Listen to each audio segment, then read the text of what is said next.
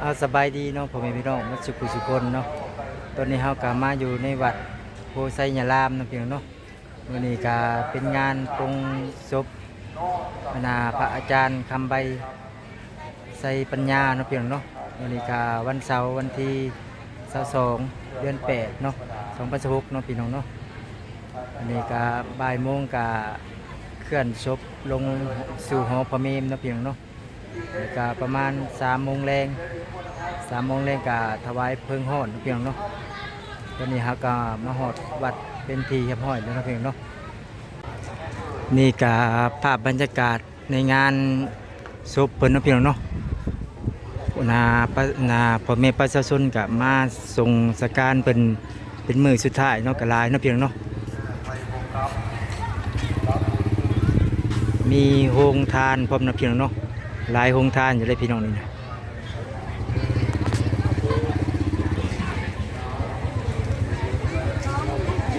โรงทานน้ำนะพี่น้อง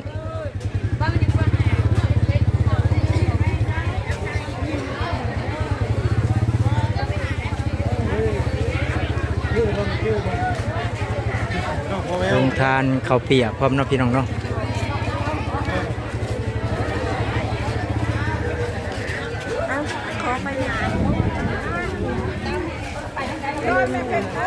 โอ้ทางตำหุงพร้อมเนาะพี่น้องเนาะข้าวปุ้นข้าวเปียกน้ำในเนาะพี่น้องเนาะหลายอย่างเนาะ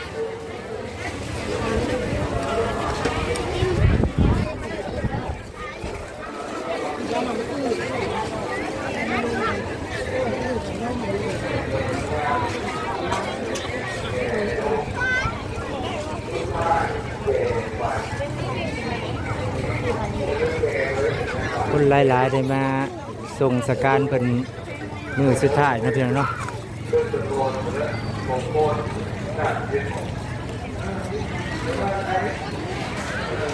พระอาจารย์คำใบไซปัญญาเนาะพี่น้องเนาะที่เพิ่นได้ละสังขารไปแล้วตอนนี้กำลังแจกโรงทานข้าวจีเนาะพี่น้องเนาะเรียนคิวกันอยู่เนาะพี่น้องเนาะ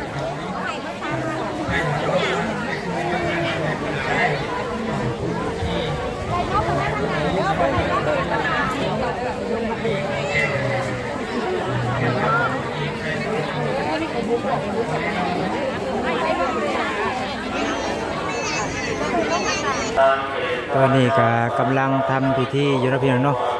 ก่อนเคลื่อนศพลงสู่หอพระเมรุนะพี่น้องเนาะ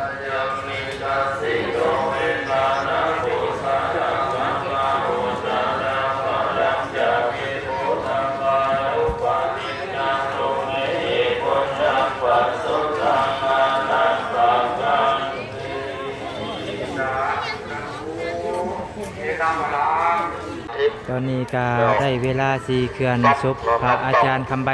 ลงสู่หอพระเมรุนะพี่น้องเนาะ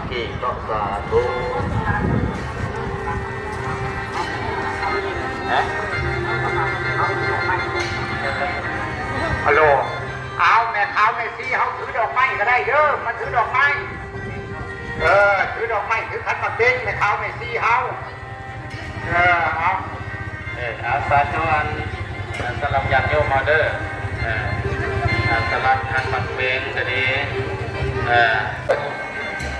นี่เรียกว่าลงเลยนะทางไทยลงด้วยแม่นั่นในนี้เด็กดาวหกอีดอกหกอีดอกหรือหกคำลาครับพี่ช่างครับ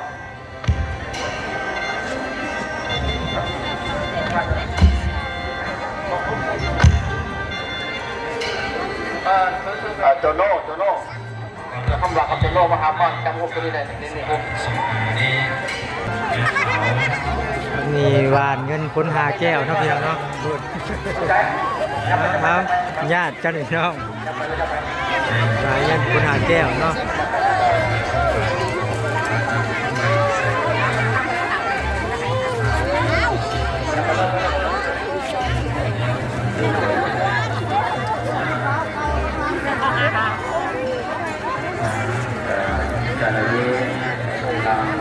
เพื่อสรีระสังขารของพระเดชพระคุณ จากทำไมเป็นปัญญาเป็นหน้าที่โดยแต่ถึงทำกรรมฐาน ตอนนี้ก็ได้เคลื่อนร่างพระอาจารย์คำใบลงสู่หอพระเมรุนะพี่น้องเนาะ ทุกวัดซึ่งในขณะนี้กำลังเคลื่อนศพไปสู่หอพระเมรุสำหรับบรรดาทานออกส่วนใหญ่โยมเมากับนางลงเนี่ยเนาะกระลงมือขึ้นเป็นการเป็นความโลภตัววันนี้เอาได้มาส่งสริยะสังขารกันไม่ออกอยู่ตรงเรามาหลังก็ไม่ออกเลยผมเข้าไปหัวไปหลังก็ผมมาไว้ญาติโยมเข้าอยู่น้ำหลังเด้ออยู่น้ำหลังศพในขาวไปครับ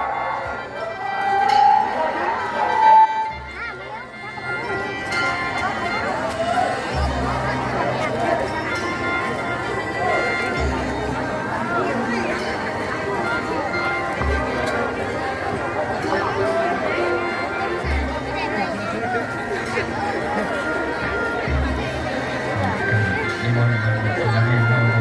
ว่างในการเองในการนิมนต์นั่งทั้งเต้นเลยทั้งเต้นเลย คนเพิ่นมาส่งเพิ่นมือสุดท้ายนี่ก็หลายเนาะพี่น้องเนาะ บรรดาญาติโยมต้องแก่ผู้ปฏิบัติมาจากทำไปใส่ปัญญาได้วันเรียนอ่านศึกษาทำในปี2000ซึ่งอายุในขณะนั้นเป็น18 ปีและเป็นพระซาบวชเป็นสามเณรท่านอาจารย์บัวเงินระเบิดไส้ก็เป็นครูบาอาจารย์นี่เป็นตังสาธุโลปานัง โอ้อนุโมทนาบุญนำพระองค์จันทโจรนนวงศ์มาอุปโมทนาบรรดมไม่ได้เป็นกรณีปัจจัยมาอุปโมทนาสินท่านนำพระจันทร์คำใบ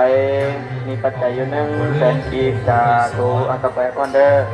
ถวายกันเพศบางปัจจัยที่เขาหับพรยันน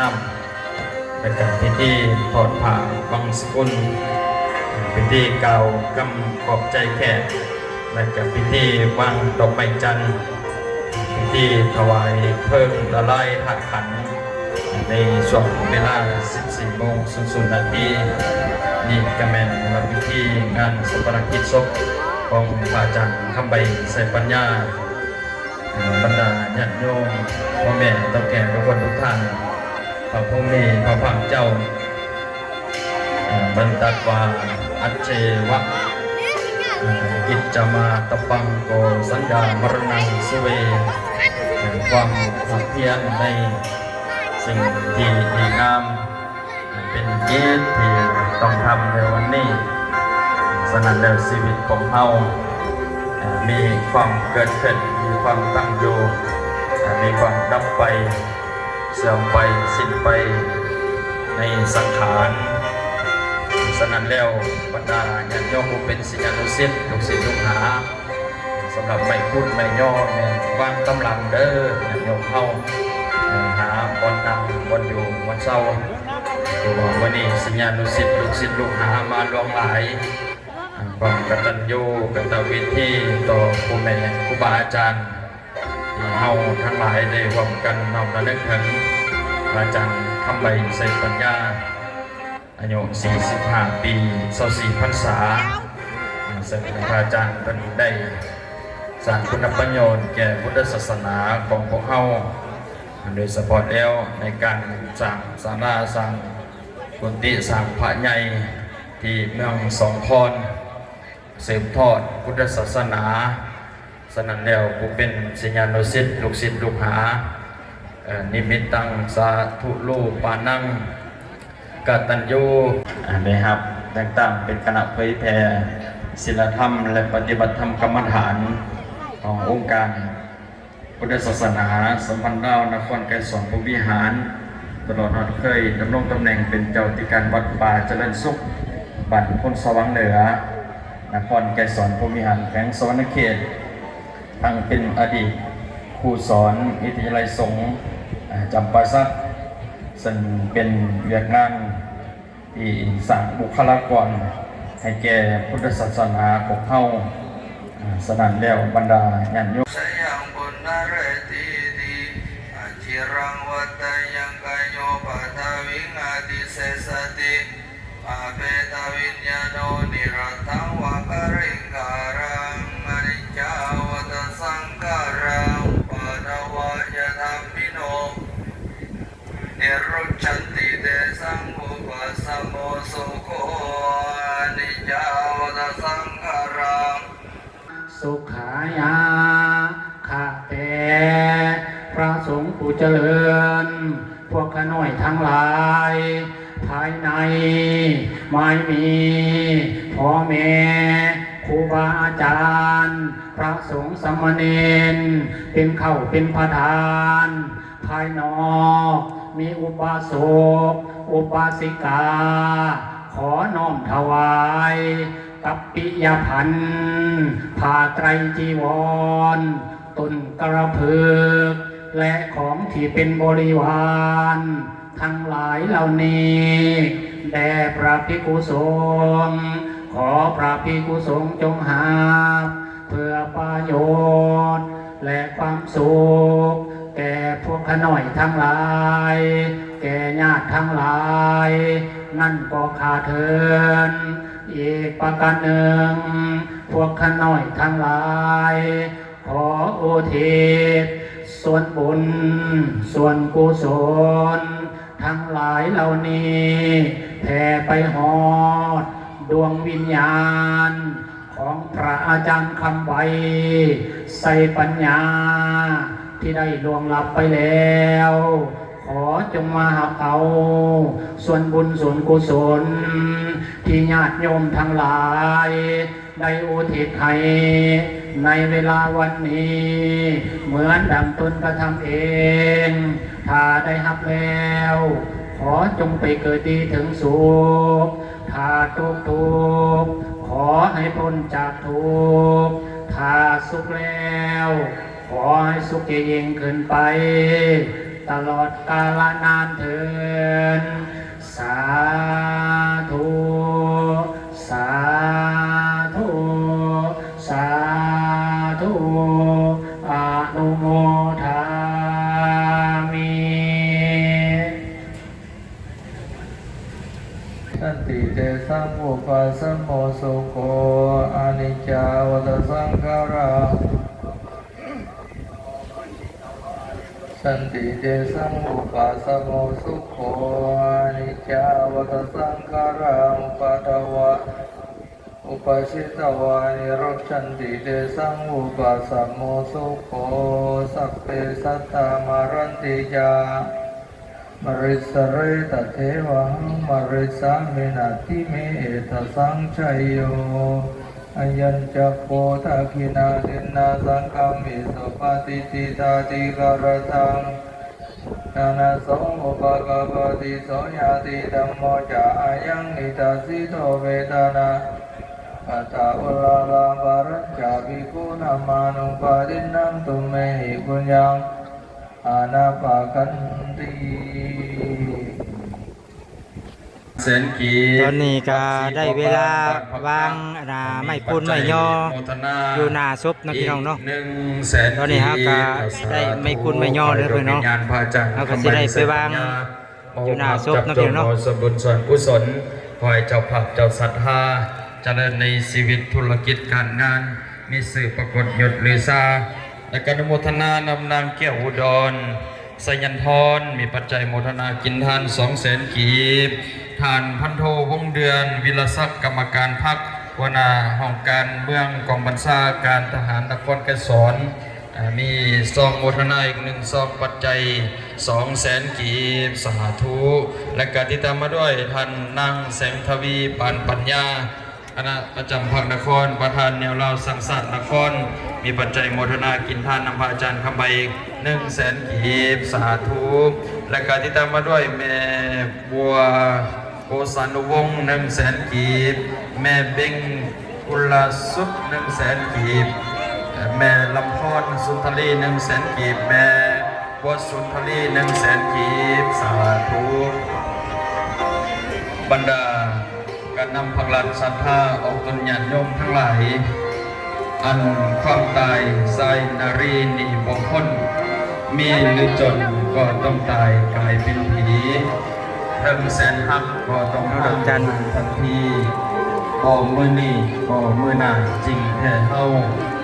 ดินจะกบโลกกายไว้สังขาร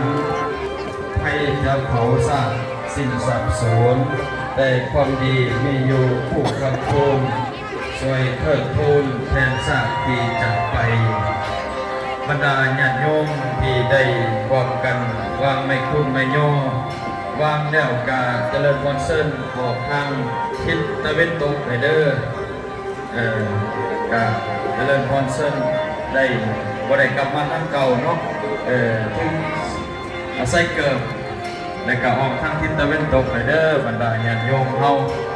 เพื่อความสะดวกสบายในการวางไม่คุ้นไม่ย่อการเจริญพรเส้นเด้อทางญาติโยมเฮาได้เข้ามาแล้วก็ได้เข้าแล้วก็ออกทางทิศตะวันตกและการทิศตะวันออกบ่ให้ออกทางเก่าเด้อญาติโยมเฮาเพื่อความ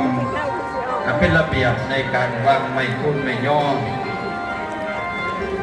อ้าวไปเกิดดีถึงสุดเด้อพระอาจารย์ ปัจจัยโมทนากินท่านนำพระอาจารย์เข้าไปอีก100,000 กีบสาธุ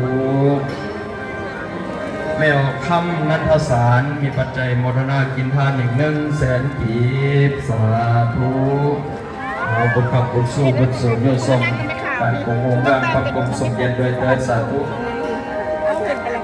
มีออกตูนโมทนากินทานอีก50,000 กีบมาผมนั่งอยู่เพื่อนนั่นเขามาแห่นะเพื่อนมาแห่มีออกน้อยบานโพธิ์สวรรค์ได้มีปัจจัยโมทนากินทานอีก100,000 กีบสาธุแม่วงเพชรสิมาวงบันดงดำดวนมีปัจจัยโมทนากินทานอีก100,000 กีบสาธุนางสมพรจันทลามีปัจจัยโมทนากินทานอีก200,000 กีบบ้านโนนสวัสดิ์นอสาธุเอาขอให้เจ้าภาพเจ้าศรัทธาเจริญในชีวิตธุรกิจการงานเด้อเงินไหลน้องทองไหลมาสุขกายสบายใจตอนนี้ก็ใกล้สิวางเพิ่งห่อเลยเนาะพี่น้องเนาะตอนนี้ก็เมียนมัดเครื่องคล้องก่อนเนาะพี่น้องเนาะ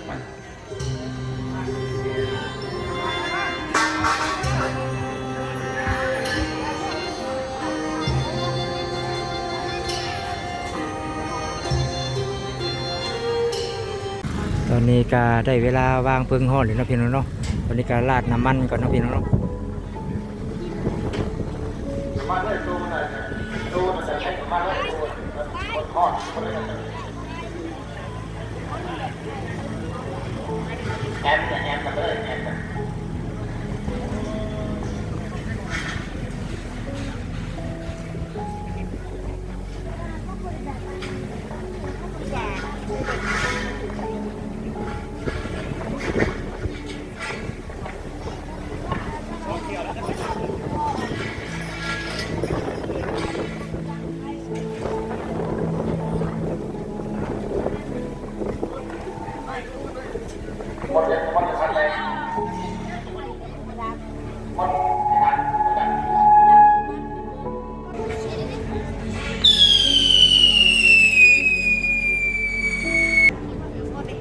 50,000 กีบตั้ง100 บาทสาธุ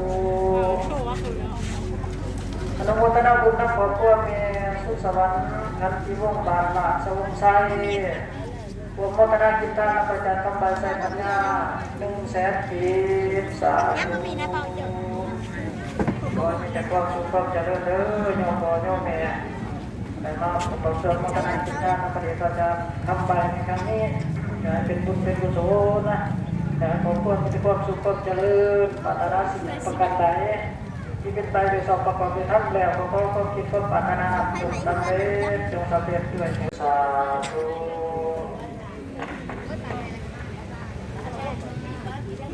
อนุโมทนาบุญนั่งขอคู่ว่านั่งรุมที่มีไส้นั่งก็เป็นโซนบางคนระวังไตมีปัจจัยอนุโมทนากินทาน100,000 กีบสาธุ อนุโมทนาบุญนำขอครัวนางทิพจันทร์ที่มีไส้บานพ้นสว่างตายขอโมทนาจินทา100,000 กีบสาธุ ขออุทิศส่วนบุญส่วนกุศลไปถึงดวงวิญญาณพระอาจารย์ขับไปใส่ปัญญาผู้ล่วงลับไปแล้วขอให้มาหับเอาสาธุเอายับขึ้นมาเด้อขึ้นมาผู้ใกล้คอกกำลังคอก